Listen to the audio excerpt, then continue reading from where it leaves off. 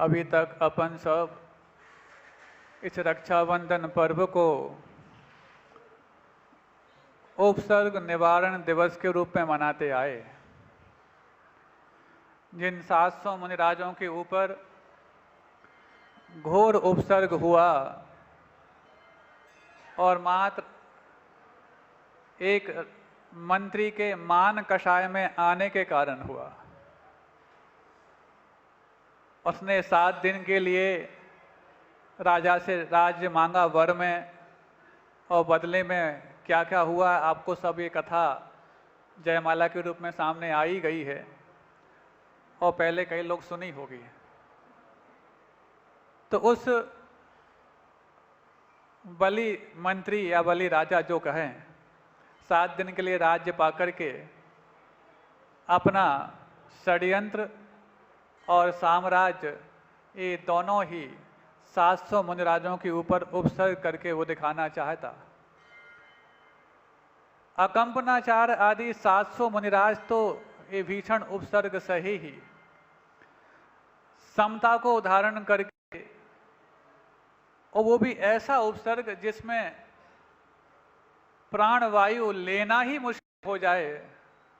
मां की शारीरिक कष्ट तो फिर भी सहन हो सकते, कोई प्रहार शस्त्रों से करे तो भी संभव है कि तुम्हारी सामर्थ्य इतनी हो, लेकिन जिस प्राण वायु के माध्यम से शरीर में प्राण टिकते हैं, जब उसका लेना ही दूभर हो गया हो, तो सोचो कैसे 7 दिनों तक उन्होंने अपने जीवन की रक्षा नहीं, अपने मूल गुणों की रक्षा की होगी। क्यों? प्राण है, जब तक जीवन है तब तक मूल गुण सुरक्षित रहें। कोई दूसरा होता तो प्राणों को बचाने के लिए कुछ भी कर बैठता, लेकिन वहां मूल गुण ही जिनके प्राण हैं उनकी रक्षा करने के लिए उन्होंने अपने प्राणों को भी न्यौछावर करने से नहीं चूके। लेकिन ये तो हो गई उनके सहन शक्ति की बात, थोड़ा सा ठीक करो इसको। ये तो हुई उनके सहन शक्ति की बात,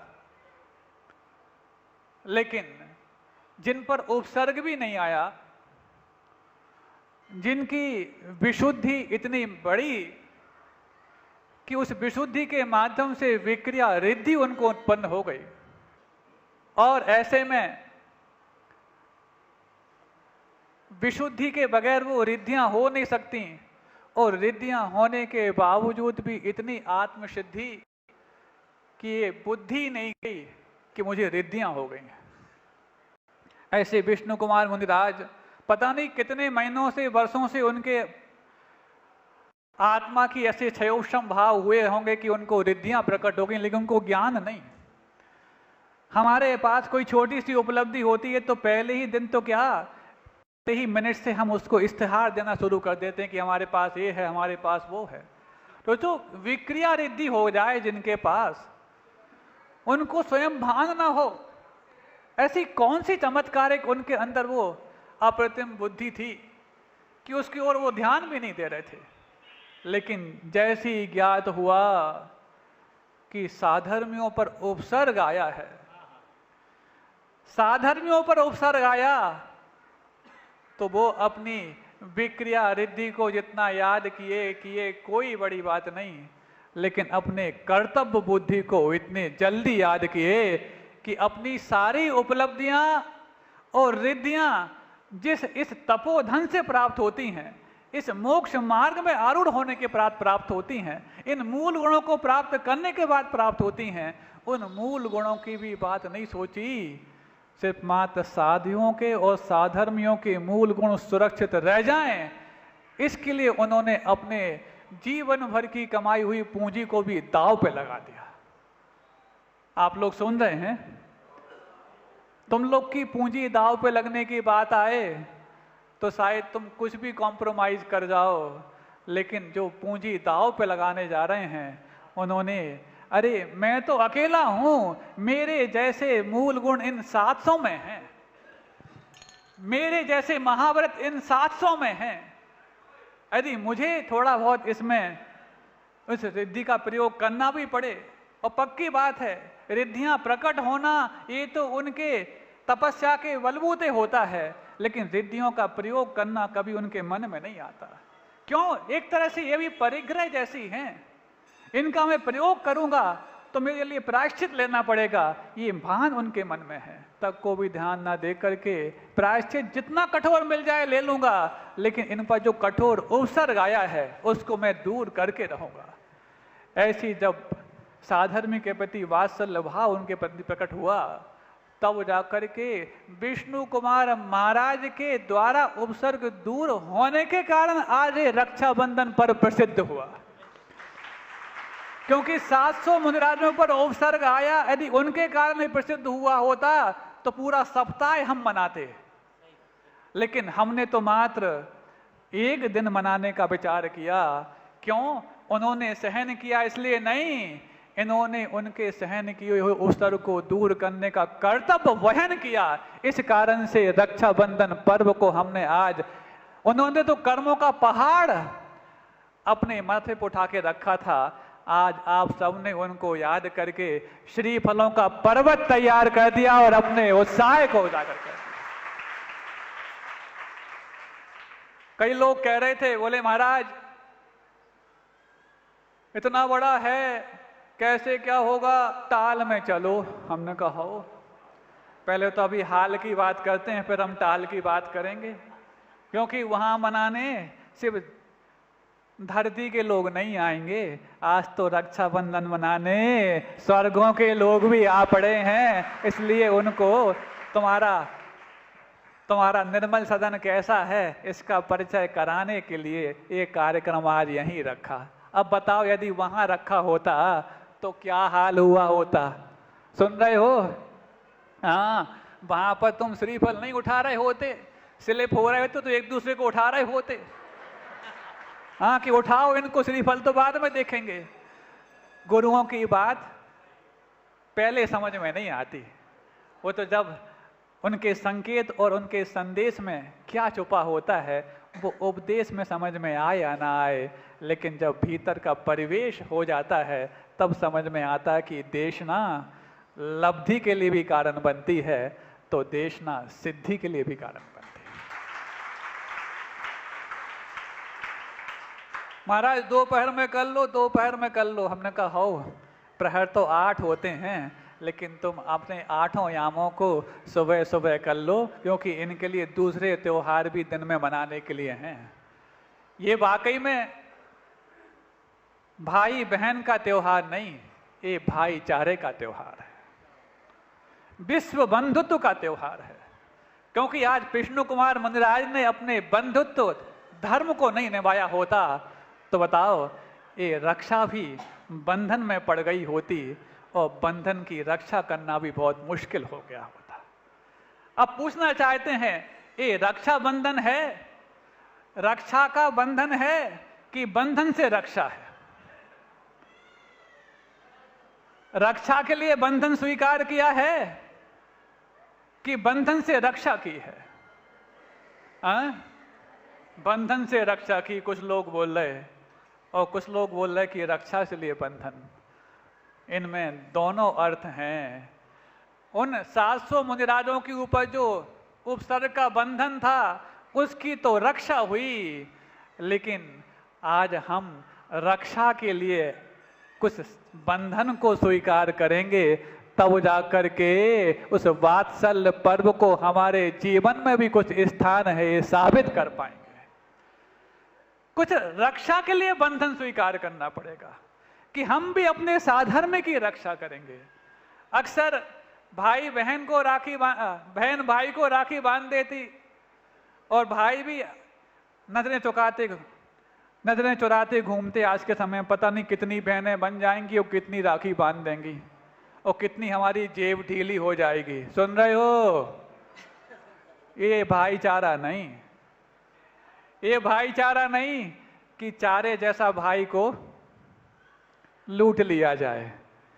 भाईचारा तो वो है जब प्रत्येक साधर्मी में भाईचारे का परिचय पाया जाए, चाहे वो भाई के लिए बहन हो, चाहे बहन के लिए भाई, चाहे वो साधर्मी के लिए अपना समाज का व्यक्ति हो, चाहे समाज के लिए वो साधर्मी भाई। क्या हमारे जीवन में आसपास हमारे साधर्मियों के प्रति कुछ सद्भावनाएं हैं? क्या कभी सोचा कि हमारा साधर्मी धर्म का पालन कर पा रहा है कि नहीं कर पा रहा? क्या कभी हमारे दिमाग में आ पाया कि साधर्मी समय पे जिनालय इसलिए नहीं आ पाता क्योंकि उसका रोजगार का समय ही वो होता है जिस समय उसको धर्म ध्यान करने का समय मिलता। अब वो अपना रोजगार करे, पहले भजन करे कि पहले भोजन का इंतजाम करे? क्या हमारे दिमाग में कभी ये बात उठ करके आती है कि हमारा कोई साधर्मी हमारे ग्राहक नहीं होने के कारण दूसरे धर्म को ग्रहण करने के लिए भी मोहताज हो गया? आज धर्मांतरण की बात जब आती है तो खूब मुहिम चलाई जाती, खूब बड़े बड़े संगठन इकट्ठे हो जाते, कोर्ट कचहरी हो जाती, पुलिस थाने की बात आ जाती, लेकिन कौन सोचता है कि उस धर्मांतरण कराने में हमारे साधर्मी को धर्म का आकर्षण कारण नहीं बना बल्कि साधर्मी कारण बना है। किसी दूसरे धर्म में उन्होंने कुछ विशेष आकर्षण देखा हो इसलिए धर्मांतरण कर दिया हो, ये बात नहीं बंधु हो। उन्होंने अपने साधर्मियों का अपने प्रति वात्सल्य कम पाया है, इसलिए जहां पर उनको आजीविका मिली उसको ही उनने धर्म मान लिया है। आज इस बात को समझने की आवश्यकता है। और सबसे बड़ी जो आज साधर्मियों के पेट पर लात मारी जा रही है तो ऑनलाइन शॉपिंग के माध्यम से मानी जा रही है। और यदि ऑनलाइन शॉपिंग का तुम यदि अपने जीवन में त्याग कर दो तब मानना कि तुम्हारे जीवन में वात्सल्य धर्म प्रकट हुआ है। इस ऑनलाइन शॉपिंग के कारण ही हमारे साधर्मी बेरोजगार होते चले जा रहे हैं। हम समझते हैं कि हमारे घर में वस्तुएं मिल जाती हैं, सस्ती वस्तुएं मिल जाती हैं। अरे तुम्हारे सस्ती वस्तुओं मिलने के कारण और घर बैठे तुम्हें प्रमादी और आलसी बनने के कारण ही तुम्हारा साधर्मी धर्मांतरण करने के लिए तैयार है। अघोषित धर्मांतरण तो हो चुका है, सुन रहे हो? जितने भी युवा वर्ग पीछे बैठे आपस में बातें कर रहे, सुन लो। ये हमें अघोषित धर्मांतरण के कई पर्याय यहां पर देखने को मिल रहे हैं। महाराज ऐसा क्यों कह रहे? वो भी रक्षाबंधन के दिन। इसलिए बोल रहे हैं, इसमें से अधिकांश चेहरे हम देख रहे हैं। क्या ये सारे आप सबके साधर्मी नहीं हैं? बताओ, क्या ये सारे इन जैन धर्म में जन्म नहीं लिए हैं? क्या इनको जैन कुल बचपन से नसीब नहीं हुआ है? हुआ है। और जिनको जैन कुल नसीब हुआ है, यदि उनके कुल गुरु और कुल के तिलक के गांव में उनके शहर में आए हैं और उनको वहां पर आने की यदि उनको जरा भी मंशा नहीं हो रही तो समझना उनका अघोषित धर्मांतरण हो चुका है। जिस धर्म को वो बचपन से पाए उस धर्म के नायक यदि वहां पर आए हों, उस धर्म के उपदेशक यदि वहां पर आए हों, उस धर्म को वाकई में अपने जीवन से पालन करने वाले वहां पर आए हों और यदि वो 2 महीने में एक बार भी ना आ पाए हों तो समझ लो ये अघोषित धर्मांतरण है। धर्मांतरण का मतलब ये नहीं कि तुमने दूसरे धर्म को स्वीकार कर लिया है। धर्मांतरण का मतलब वो भी है कि जिस धर्म में तुम पैदा हुए तुम उस धर्म के प्रति बहुमान खो दिए हो। बात यदि गलत हो तो जितने लोग यहां पर बैठे हैं वो हाथ ऊंचा करके बताएं कि महाराज हाँ आप गलत बोल रहे हैं, हम उनको पुरस्कृत करेंगे। बताओ, जब किसी देव शास्त्र गुरु की रक्षा की बात आती, अरे आज तो हम उन शास्त्रों मुनिराजों को याद कर रहे हैं जिनको हमने कभी देखा नहीं, मात्र उनकी कथा हमने सुनी है, उनकी कथा मात्र सुनी है और उनकी कथा में वो व्यथा को याद करके आज हम यहाँ पर एक श्रीफलों का पर्वत तैयार करने के लिए बैठ गए। लेकिन जो हमारी आत्मकथा और हमारी आत्म व्यथा है उनको सुनने के लिए भी कभी तुम्हारे लिए 4 महीने में एक बार की भी फुर्सत मिली? और शायद हमें लगता है कुछ बालकों ने सोचा कि 9 तारीख को तो रक्षाबंधन है, इस दिन तो शायद ये श्रीफल चढ़ाने के बहाने आएंगे, लेकिन वाकई में तुम्हारा शीश और तुम्हारा श्रीफल जिनके माध्यम से ऊंचाई को प्राप्त हुआ है उनके जीवन से हमें कुछ मिल जाए, चाहे वो आर्टिफिशियल इंटेलिजेंसी के मामले में सुनने को मिल जाए, चाहे वो साधर्मी को कैसे वापस उनके पैरों पे खड़ा करना ये सुनने को मिल जाए, चाहे वो आपके लिए आपके बच्चों का धर्मांतरण जो अघोषित रूप में हो चुका है उसको कैसे बचाया जाए ये सुनने को मिल जाए, चाहे उनके जीवन में कैसे इस जॉब, चाहे वो पढ़ाई हो, चाहे वो जॉब हो, चाहे ऑफिस हो, चाहे वो घर हो, उसमें कैसे अपने आप को एक इज्जतदार मात्र नहीं एक इंसान का एक बहुत बड़ा रूप पाने की बात है ये सुनने को मिल जाए। और चाहे तुम्हारे घर में अभी कल परसों सुना होगा ना आपने ललितपुर की एक घटना, एक किसी बेटी के पिता ने अपनी बेटी के जीवित रहते उसके उठावने की बात कह दी है। सुनी है आप सबने वो घटना? बेटी के जिंदा रहते हुए बेटी की उठावना एक पिता ने कर दी। क्यों? जिस बेटी ने खत्म कर दिया हो, जिस संस्कार के कारण ही वो माँ बेटी का रिश्ता अथवा पिता और पुत्री का रिश्ता जीवित होता है, यदि वो संस्कार उसके मर गए हो तो संस्कारों को मरने के बाद भी उसकी उठावने की आवश्यकता होती है। ये पहला उदाहरण सामने आया कि बेटी हो चाहे बेटा हो, संस्कार मर जाएं तो बेटी के और बेटा के जीवित रहने की क्या सार्थकता है। इस कारण से संस्कार मर गए तो उस पिता ने अपनी बेटी की उठावना की, वहां पर पूरी पूरी तामीर लिख दी। इस तक की नौबत क्यों आई आखिरकार? क्यों आखिरकार इतना कठोर कदम किसी पिता को उठाना पड़ा? क्यों आखिरकार उस बेटी के लिए अपने संस्कार को भुलाना पड़ा? इन सब के बारे में भी तुम्हें जानने के लिए आवश्यकता हो तो शायद कल 10 तारीख को तुम लोगों ने, कल भले ही रविवार का दिन है, रविवार के दिन इन्हीं सब बारे में आपको सुनने को मिलेगा। जिस आर्टिफिशियल इंटेलिजेंसी ने तुम्हारी रियल इंटेलिजेंसी को बेच खाया है। तुम क्या समझते हो आर्टिफिशियल इंटेलिजेंसी आज काम करती है? अरे आर्टिफिशियल इंटेलिजेंसी तो राम के समय में पैदा हो गई थी।